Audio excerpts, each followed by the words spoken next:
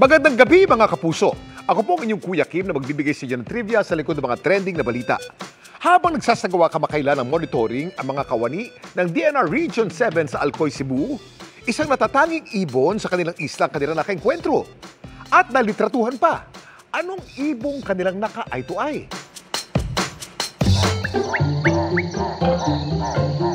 Ito ang ibong nalitratuhan kamakailan ng mga kawani ng DNR Region 7 na nagpalaki sa kanilang mga mata.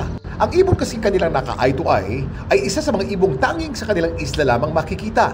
Ito ang Cebu Hawk Owl o Cebu Bubok. Meron po kami na population and habitat monitoring of priority threatened species in Barangay Nogas, Alcoy, Cebu. So yung Nogas, Alcoy, ito po yung timberland areas nila. It is a proposed critical habitat po. Ang mga Cebu Hawk Owl nakatira sa mga kagubatan ng Cebu. Ang hilig nilang kainin mga insekto, reptiles, maliliit na mammals at mga ibon. Medium-sized lang ang mga ibong ito. Pero ang Cebu Hawk Owl kasama ang Camiguin Hawk Owl at ang Romblon Bubok ang tinuturing na pinakamalaki sa Philippine Hawk Owl Species Complex. Pero may banta sa mga ibong ito. Nasisira kasi ang kanilang habitat o tirahan dahil sa legal at illegal logging at pagmimina. Pero may magandang balita naman para sa mga Cebu Hawk Owl. Kuya Kim, ano na?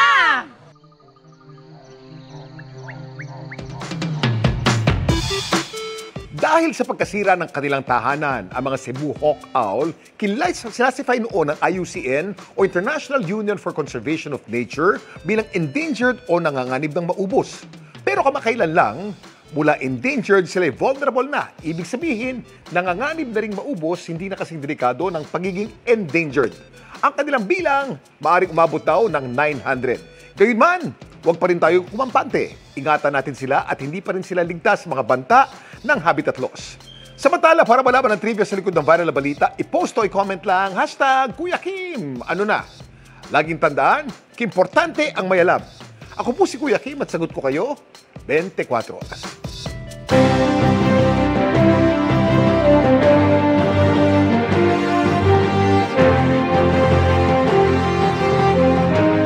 Kahit arestado na, mayoral candidate pa rin sa Davao City, ang turing ng COMELEC kay dating Pangulong Rodrigo Duterte.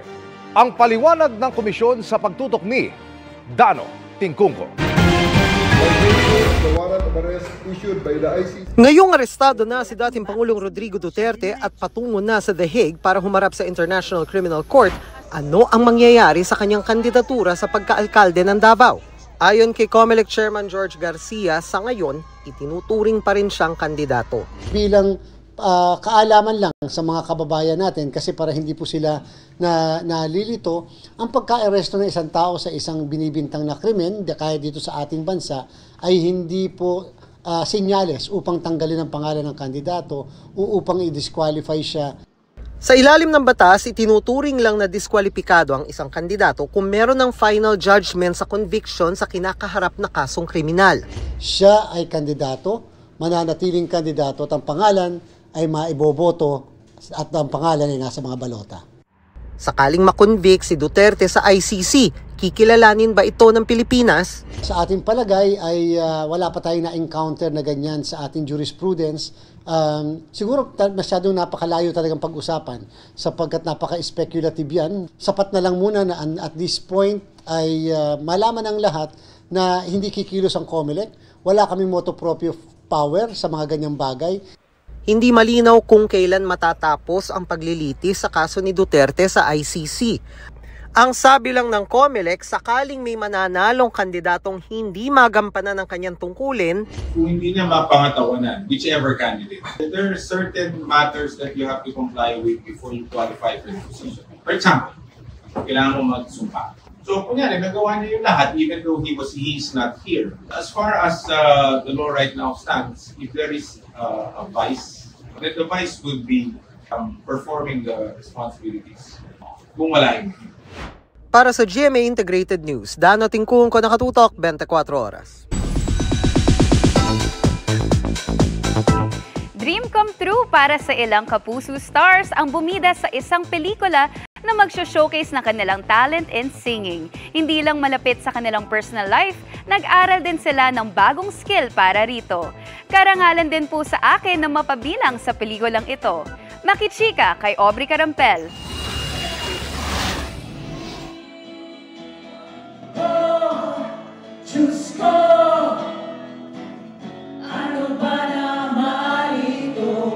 As their characters, nag-perform as a band sina Glyza De Castro, Rian Ramos, River Cruz, RC Munoz at Matt Lozano sa media conference ng kanilang bagong pelikula na Sinagtala. We are Sinagtala! Perfect nga raw ang kanilang casting dahil lahat sila may common love for music. Si Glyza, Christian rocker ang role na si Paula na malapit daw sa kanyang personality. Pag pinag-uusapan yung music kasi parang very, yun sa akin, significant. And para sa akin, gift talaga ni Lord dun sa akin, sa pamilya ko. Dream come true naman para kay River ang role as lead vocalist na si Reggie. Dahil bukod daw sa dancing, ay mas nahihilig siya ngayon sa music. Malaking impluwensya nga raw sa kanya ang girlfriend na si Julian San Jose. Hanggang ngayon sa mga contents ko with Jules, yung mga ginagawa namin, feel ko talaga pag tumutugtog ako ng gitara. And finally, dito sa pelikula na to, natupad ko yung pangarap na yun. Feeling blessed naman si Matt na napasama sa movie dahil sobrang nakarelate daw siya sa kanyang role as Isko. First love ko kasi talaga music. And ngayon sobrang love na love ko yung acting. Yung napagsama silang dalawa, parang wala nang masihigit pa dun sa napakasarap na pakiramdam na yun.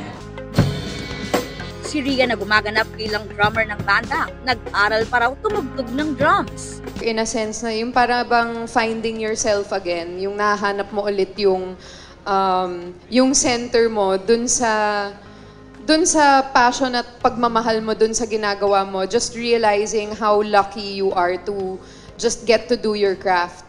Si RC Munoz na inspire naman ang isang BTS member sa pagganap sa kanyang role as Grace. Si Suga. Dahil? Kasi si Suga yung pinaka parang feeling ko strong yung personality. Tapos, tsaka medyo kasi si Suga, tahimik. Actually, pineg ko nga siya eh. Bukod sa love for music, may kanya-kanyang struggles daw ang kanilang character na very relatable at hoping na maka-inspire din sila sa mga makakapanood ng pelikula na magbubukas sa mga sinihan sa April 2. Aubrey Carampel, updated sa Showbiz Happenings. Pinakakasuhan ng NBI si dating Bamban Mayor Alice Guo dahil sa palmeke umano ng dokumento ng bumili ng 3 lupain sa bansa. Dawit din sa reklamo ang ilang opisyal at empleyado ng PAGCOR. Nakatutok si Oscar Oida. Kahon-kahong dokumento ang bitbit ng mga tauhan ng National Bureau of Investigation nang magsadya sa tanggapan ng Department of Justice kanina. Ito raw ay kaugnay ng mga kasong inirekomenda nilang maisampa laban kay dating Bamban Mayor Alice Guo at operasyon ng iligal na pogo. Una, ang kasong falsification of public documents laban kay Guo kaugnay sa kanyang pagbili ng 3 lupain. Remember, they acquired properties doon sa Suwal, Pangasinan. In the acquisition of these properties, sinabi ni Alice Guo na siya ay si Alice Guo at that she is a Filipino citizen. When in fact, and we were able to establish that she is not Alice Guo and she is Guwaping and she is not a Filipino citizen and she is a Chinese citizen. On the 3 deeds of sale. Ang ikalawang reklamo ay patungkol naman sa kaso ng violation of Anti-Human Trafficking Act laban sa ilang opisyal at empleyado umano ng PAGCOR na ayon sa NBI ay nagbulag-bulagan sa ilegal na aktibidad na isinagawa umano ng pogo sa lugar.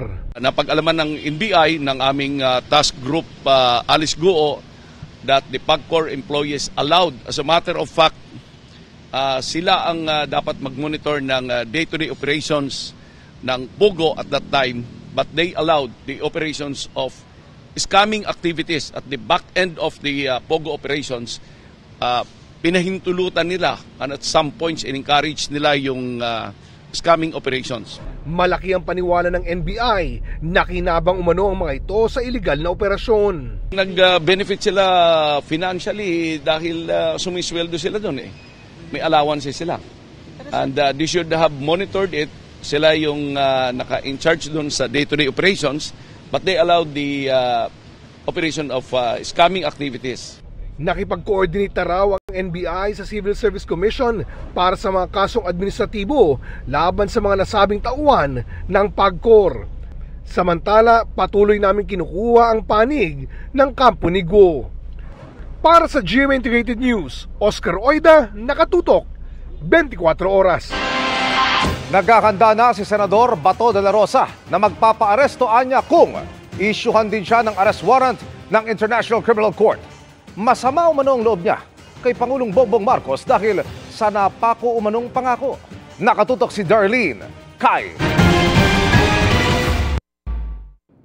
We will not stop until the last drug lord, the last financier, and the last pusher have surrendered or put behind bars.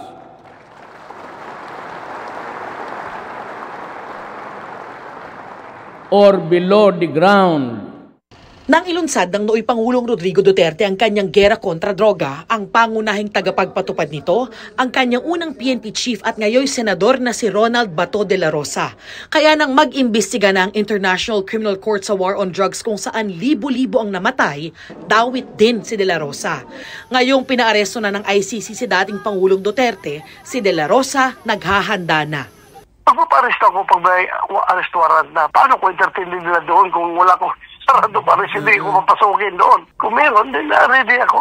Nasa Mindanao raw ngayon si De La Rosa na nagpaliwanag kung bakit hindi siya makontakt kahapon sa gitna ng pag-aresto kay Duterte. Nagkampanya ako sa mga bundok-bundok ng Surigao at Agusan. Pinatay ko ang phone ko dahil busy kami doon sa pag-asikaso ng aming petition. Kasi kung dami tumatawag, may hirapan kami. Hinahabol namin yung petition namin eh. Sabi ni De La Rosa, siya raw ang naatasang mag-asikaso sa petisyong humihiling ng TRO mula sa Korte Suprema dahil natunugan na raw nila ang paglabas ng arrest warrant ng ICC. Yeah, I've been expecting it already dahil kahit pa paano meron man tayong sariling intel din. Kung sa the day na nasa Hong Kong kami, madaling araw yung flight ko dapat, hindi ko na tinuloy dahil nakatanggap ako ng info na yun nga, may warrant na kami. Sabi ko, hindi na ko tutuloy para saksasuhin ko. Kaya yung cellphone ko, inop ko dahil ang dami tumatawag. Ngayong matagumpay ng naisilbi ang arrest warrant, hindi na itago ni De La Rosa ang sama ng loob laban kay Pangulong Bongbong Marcos na nangako raw noon sa kanila na hindi makikipagtulungan sa ICC. Feeling betrayed. Betrayal to the max. Very vivid pa sa aking memory. When he told me, nung nag-usap kami sa Malacanang, na never siyang mag-cooperate sa ICC. Talagang sinabi niya sa akin, hindi ako mag-cooperate sa ICC dahil after ninyo, baka kami na naman. Sa pahayag kagabi ng Pangulo, sinabi niyang hindi raw tumulong sa ICC ang gobyerno at sumunod lang sa obligasyon nito sa Interpol. Pero hindi kumbinsido rito si De La Rosa. That's a very flimsy alibi that only goes to show that talaga sila interesado na i-commit si President Duterte doon sa ICC. President ka ng Pilipinas, kaya mo naman sabihin na you can reject. Masyado silang atat na atat. Huwag na nyo gawing excuse yung Interpol na yan. Napakababaw yan, napakababaw. Sinusubukan pa ng GMA Integrated News na makuha ang panig ng palasyo ukol dito. Para sa GMA Integrated News, Darlene Kai, nakatutok, 24 oras. So much feels ang naging bagong task ni Kuya para sa housemates na nagpayak pa nga kay My Ilonggo Girl star Michael Sager.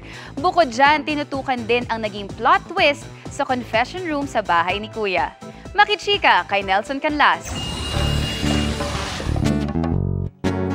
Matapos ang mahabang paalaman ng mga hosts sa housemates ng bahay ni Kuya, nagkaroon ng plot twists sa confession room.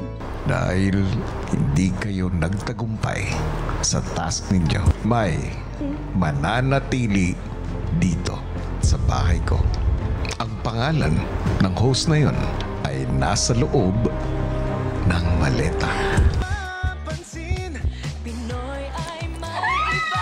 Hindi inaasahan ni Mavi Legazpi na siya ang mapipiling house guest. But I think nagiging sentimental yung nararamdaman ko ngayon. Because I think this gives me an opportunity para makilala talaga ako ng yung mga tao na nanonood po ng Pinoy Big Brother, and sa dami-dami na po na nangyari po sa akin, I feel like ito talaga yung chance na makikita nila na simpleng tao lang po ako. Siyempre, ang pinaka-excited na makita siya sa loob ng PBB house, ang girlfriend na si Ashley Ortega. Naging task ng housemates ang magbahagi ng kwento ng buhay nila sa kung bakit at paano sila pumasok sa showbiz. Naging emosyonal ang housemates, kabilang si My Ilonggo Girl star Michael Sager. I started showbiz not because I wanted it growing up. Actually, nagsimula lang to kasi si Papa, fun fact, nag-audition siya for PBB Season 2. And from then, he couldn't continue his dreams of auditioning because my lolo, his father, was sick at the time. Nag-crack ang boses ni Michael habang ikinukwento kung gaano ka-challenging ang pagiging independent at mag-isa sa Pilipinas, malayo sa kanyang pamilya sa Canada. I would go home to myself eating, and then I couldn't share stories with anybody, and I couldn't tell anything about my day. Lumipit ako dito from scratch, and wala akong friends. It's something, I really wished I had. I really wanted this dream, but as laking sacrifice was my family and my life in Canada. But sabi ko, one day this will be all worth it. Malaki raw ang pasasalamat ni Michael sa breaks na ibinigay sa kanya. At nang mabalita ang My Pinoy Big Brother ngayong season, I really said yes to it because it was my biggest prayer when I started. Full circle moment for me because finally I'm here. I don't know how long I'll be here. I don't know how long this will last, but I'm already thankful. Dahil sa kwentong ito ni Michael, napalapit siya sa kanyang mga kasama sa bahay ni Kuya, kabilang na ang close friend niyang si Mavi. It's also hard on me dahil he's like a younger brother to me. But siguro bilang kapuso with Michael and also being his kuya here, so I know I see it, yung struggle niya. Pero I'm happy he gets blessed with work, I want to say thank you din to you kasi... Don't say that. Guys, his family is like the closest to my heart. I mean, the twins, si Mavi and Tito Sioren and Tita Mina, grabe, they treat me like family, which, as a boy here, kasi mama sa boy ako, sinirap na talagang mag-isa, but they're really there looking out in. Nelson Canlas, updated sa Showbiz Happenings. And that's my chika this Wednesday night. Sa ngalan ni Ia Arellano, ako po si Ashley Rivera. Miss Mel, Miss Vicky, Sir Emil. Thank you, Ashley. Salamat sa iyo, Ashley. Thanks, Ashley. At yan ang mga balita ngayong Miyerkules. Ako po si Mel Tiangco. Ako naman po si Vicky Morales para sa mas malaking misyon. Para sa mas malawak na paglilingkod sa bayan, ako po si Emil Sumangil. Mula sa GMA Integrated News, ang News Authority ng Pilipino, nakatuto kami 24 oras.